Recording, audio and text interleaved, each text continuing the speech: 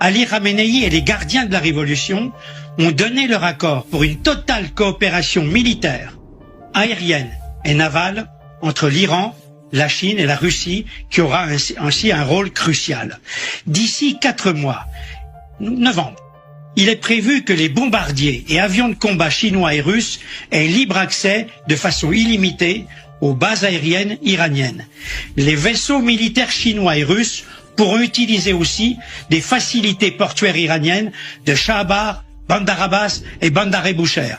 Tous ces déploiements aériens et portuaires seront dotés de matériel électronique sophistiqué visant à neutraliser les nœuds de commande et de communication de l'OTAN.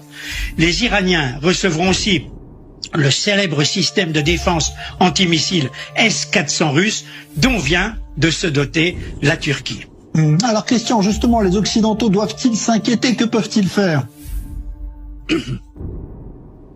Écoutez, la Chine et la Russie, c'est clair, sont en train de bouleverser l'ordre moyen-oriental et mondial tenu par les Américains depuis 1945.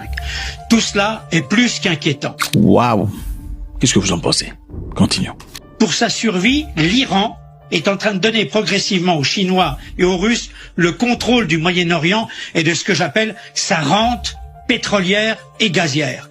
Les jeux de la Chine et de la Russie sont une menace pour Israël qui doit se persuader qu'on ne peut plus compter sur un Donald Trump trop erratique et qui se retire sans réfléchir du Moyen-Orient.